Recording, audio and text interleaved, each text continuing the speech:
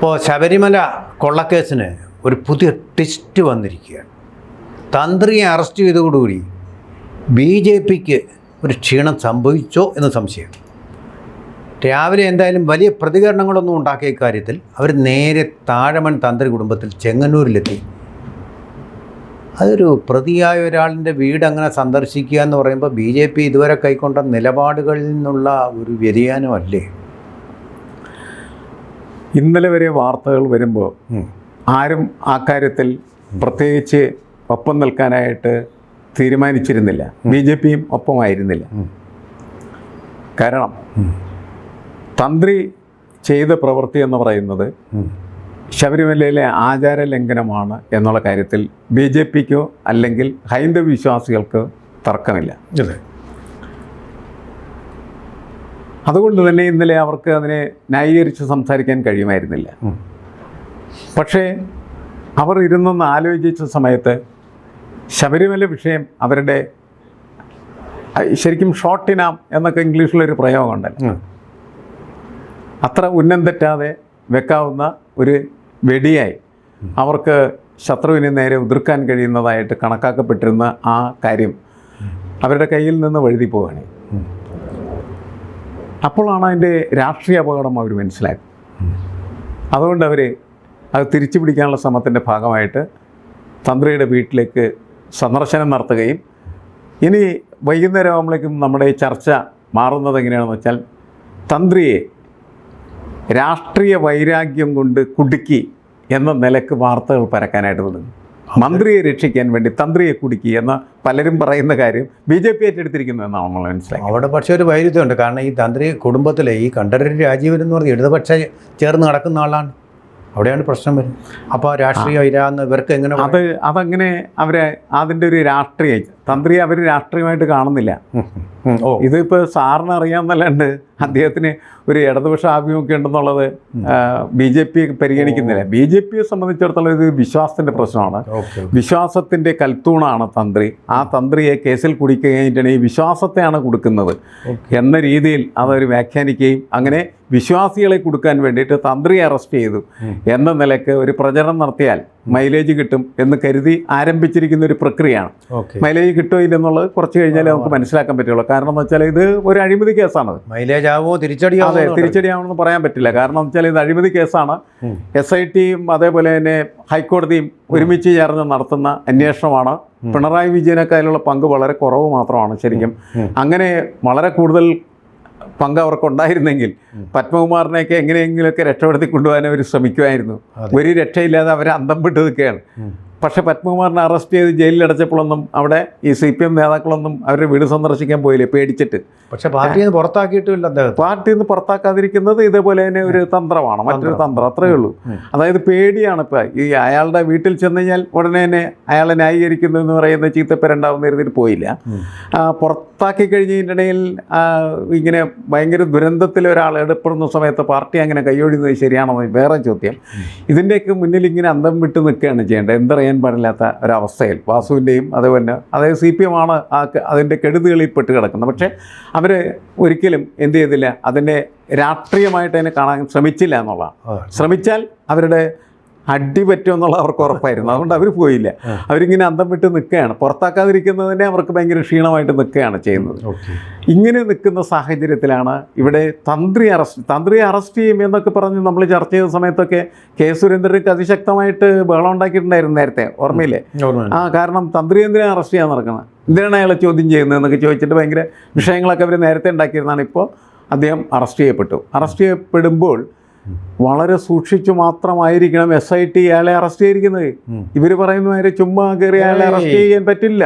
കാരണം ഇതിനൊക്കെ സമാധാനം പറയണം. വലിയ RSSനോടും BJPയോടും ഒക്കെ ഇവർ തന്നെ സമാധാനം പറയേണ്ടി വരും, ഉദ്യോഗസ്ഥരും അതുപോലെ ഹൈക്കോടതിയും ഒക്കെ. അതുകൊണ്ട് അവർ വളരെ സൂക്ഷിച്ച് മാത്രമേ ഇത് ചെയ്യുള്ളൂ.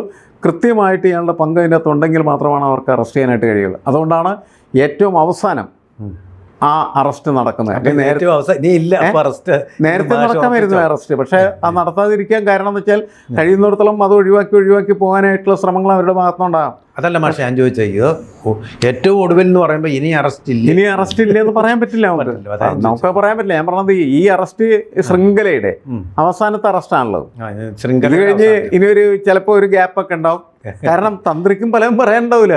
14 ദിവസം കസ്റ്റഡി ഉണ്ട്. ആ കസ്റ്റഡിയിൽ തന്ത്രിയെ ചോദ്യം ചെയ്യുന്ന സമയത്ത് വേറെ ആരാണ് അതിനകത്ത് പെടുക എന്ന് നമുക്ക് പറയാൻ പറ്റില്ല.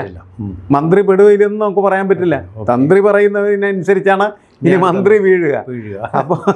അപ്പോൾ ഈ ചോദ്യം ചെയ്യൽ ഇനി വളരെ പ്രധാനപ്പെട്ടതാണ്. പക്ഷെ അതിനിടക്ക് കയറി ഈ രാഷ്ട്രീയ ഇടപെടൽ വരുന്നത് അവർക്ക് ഗുണമാണോ ദോഷമാണോ എന്നുള്ള കാര്യം ഇന്ന് വൈകുന്നേരം ചർച്ച വരും. ഗുണമാണെന്ന് തോന്നിയാൽ അവർ കയറി അടിക്കും, ഇല്ലെങ്കിൽ പതുക്കെ പിൻവാങ്ങി പോകും. കാരണം ചെങ്ങന്നൂര് ആലപ്പുഴയിലെ BJP നേതാക്കൾക്ക് പോകുന്നതിൽ കുഴപ്പമില്ല. കാരണം അവരുടെ അധികാര പരിധിയിലുള്ള പ്രദേശമാണ്, അതുകൊണ്ട് പോകുന്നു. മറ്റാളുകൾ പോയിട്ടില്ല.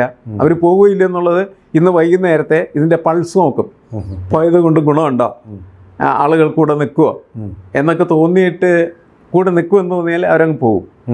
ഇല്ലെങ്കിൽ ഈ പോക്ക് ഒരു ചെറിയ പോക്കായിട്ട് അവസാനിക്കാനുള്ള സാധ്യതയാണുള്ളത്. അതായത് രാഷ്ട്രീയം എന്ന് പറയുന്നത് സാധ്യതകളുടെ ഒരു കലയാണ്. അത്രേ ഉള്ളൂ. എന്ത് സാധ്യത എവിടെ നിന്ന് കട്ട് കഴിഞ്ഞാലും അതിലെന്തെങ്കിലും സാധ്യത ഉണ്ടെങ്കിൽ അതിൻ്റെ ഒപ്പം നടക്കാനായിട്ട് ഈ മൂടുതാങ്ങികൾക്ക് യാതൊരു നാണം ഉണ്ടാവില്ല എന്നുള്ളതാണ് ഏത് പാർട്ടിയുടെയും. അപ്പോൾ അവൻ നോക്കുന്ന വെച്ചാൽ അതിൻ്റെ അകത്തുനിന്ന് ഇര പിടിക്കാനായിട്ടുള്ള വകുപ്പുണ്ടോ എന്നാണ് നോക്കുക. ഉണ്ടെങ്കിൽ അവർ പോവും. CPM പേടിച്ചിട്ട് പോകാതിരുന്നതാണ്, അല്ലെങ്കിൽ പത്മകുമാറിൻ്റെ വീട്ടിലേക്ക് അവർ പോയേനെ. ഇനി അവർ രഹസ്യമായി പോയിട്ടുണ്ടെന്ന് അവർക്ക് അറിയാൻ പാടില്ല എന്ന് മാത്രമേ ഉള്ളൂ. അപ്പം ഇതിൻ്റെ പ്രശ്നം എന്താണെന്ന് വെച്ചാൽ BJPയെ സംബന്ധിച്ചിടത്തോളം ഇത് തന്ത്രി അല്ലെങ്കിൽ പൗരോഹിത്യം, ആ പൗരോഹിത്യത്തിനൊപ്പം നിൽക്കുക എന്നുള്ളതാണ് അവരുടെ പോളിസി, അവരുടെ രാഷ്ട്രീയം. അതാണ് ആ പൗരോഹിത്യം അറസ്റ്റ് ചെയ്യപ്പെടുമ്പോൾ വെറുതെ നോക്കി നിൽക്കുന്നത് ശരിയാണോ എന്ന് അവർക്ക് തോന്നിക്കാണും. അതുകൊണ്ടാണ് അറസ്റ്റ് ചെയ്യപ്പെട്ട പുരോഹിതൻ്റെ വീട്ടിൽ അവർ സന്ദർശനം നടത്തിയത്. നമുക്കിതിനകത്തുള്ള പ്രശ്നം നേരത്തെ മറ്റൊരു കണ്ടര് എന്താണ് സംഭവിച്ചത്, അദ്ദേഹം പോയി വ്യഭിചാരശാലയിലേക്ക് പോയി എന്നൊക്കെ പറഞ്ഞ വലിയ പ്രശ്നം ഉണ്ടായിരുന്നു. അപ്പം അന്ന് ആരും പക്ഷേ സംരക്ഷിക്കാനൊന്നും ഉണ്ടായിരുന്നില്ല. ബ്രഹ്മചര്യം നശിപ്പിച്ചു.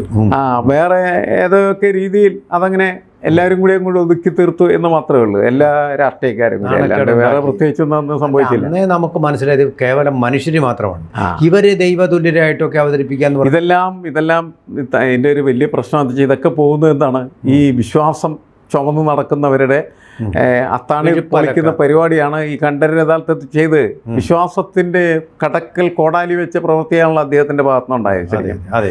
അതായത് അയ്യപ്പൻ്റെ ഈ മുതൽ എന്ന് പറയുന്ന അയ്യപ്പനെ സംരക്ഷിക്കേണ്ട തന്ത്രി തന്നെ കട്ടുമുടിച്ചാൽ ആളുകൾക്ക് സഹിക്കാനായിട്ട് പറ്റില്ല. വിശ്വാസത്തിൻ്റെ വേരറുക്കുന്ന പ്രവൃത്തിയാണ് യഥാർത്ഥത്തിൽ തന്ത്രി ചെയ്ത്. അയാൾ വിശ്വാസമില്ലാത്ത ആൾ, വിശ്വാസമുള്ള ഒരാൾ ഒരിക്കലും ചെയ്യാത്ത, അയാൾ വിശ്വാസിയാണെങ്കിൽ എങ്ങനെ ചെയ്യാൻ പറ്റും? ഒരിക്കലും ചെയ്യാനായിട്ട് പറ്റില്ല. അയാളുടെ ഒരു വിശ്വാസം എന്ന് പറയുന്നത് ആണ് ചോദ്യം ചെയ്യപ്പെട്ടിരിക്കുന്നത്. തീർച്ചയായും അയാളുടെ വിശ്വാസം എന്ന് പറഞ്ഞാൽ അയാളുടെ വിശ്വാസം മാത്രമല്ല, അത് പൗരോഹിത്യ ലോകത്തിന്റെ മുഴുവൻ വിശ്വാസമാണ്, പൂണൂലിട്ടവന്റെ മുഴുവൻ വിശ്വാസമാണ്. അതിനെയാണ് അയാൾ താർത്തിരിക്കുന്നത്. അവിടെ അതിലൊരു രക്ഷാപ്രവർത്തനം നടത്തുകയാണ് ഇപ്പോൾ BJP ചെയ്തുകൊണ്ടിരിക്കുന്നത്. അതിൽ BJP രക്ഷപ്പെടുക എന്നുള്ളത് കാത്തിരുന്ന് നമുക്ക് കാണാം എന്ന് മാത്രം. BJP രക്ഷപ്പെടുകയില്ലെന്നുള്ളതാണ് എനിക്ക് അഭിപ്രായം. കാരണം ആലപ്പുഴയിൽ ഇപ്പോൾ നല്ല പ്രോസ്പെക്ട്സ് ഉണ്ട്, വളരെ പ്ലാനിങ്ങിൻ്റെ ഫലമായിട്ട് കൊണ്ടുവന്ന ഒരു പ്രോസ്പെക്ട്സാണ്. ആവശ്യമില്ലാത്ത പ്രതികളുമായിട്ട് പോയിട്ട് അല്ലെങ്കിൽ സംശുദ്ധനായിട്ട് അഗ്നിശുദ്ധനായിട്ട് പുറത്തു വരട്ടെ, അതിനുശേഷം സന്ദർശനം നടത്തിയാൽ അത് ഓക്കെയാണ്. ഇതിപ്പോൾ ഇദ്ദേഹം നിയമത്തിൻ്റെ മുമ്പിലാണ്, വിചാരണ ചെയ്യപ്പെടട്ടെ. അല്ല, നിയമത്തിന്റെ വഴിക്ക് പോകാൻ അനുവദിക്കണം. അതാണ് ശരി. രാഷ്ട്രീയമായിട്ടല്ല നേരിടേണ്ടത്, അതല്ലാതെ അപകടമാണ് ശരിക്കും. ABC ന്യൂസിന് മലയാളത്തിൽ മാത്രമല്ല സംസാരിക്കാൻ അറിയാവുന്നത്, പറയാൻ അറിയാവുന്നതും. അതിന് ഹിന്ദിയും കൂടി ഉണ്ട്. ഒരു ABC ഹിന്ദി ന്യൂസ് ചാനലുണ്ട്, ABC ഹിന്ദി ന്യൂസ്. അത് കാണുക. ദേശീയമായിട്ടുള്ള കാര്യങ്ങൾ അതിലൂടെ കൂടുതൽ ആഴത്തിൽ മനസ്സിലാക്കാൻ നിങ്ങൾക്ക് സാധിക്കും. ABC Hindi news. കൂടുതൽ വാർത്തകളും വിശേഷങ്ങളും നിങ്ങളിലേക്ക് എത്താൻ ABC മലയാളം സബ്സ്ക്രൈബ് ചെയ്യുക, ബെൽ ബട്ടണും അമർത്തുക.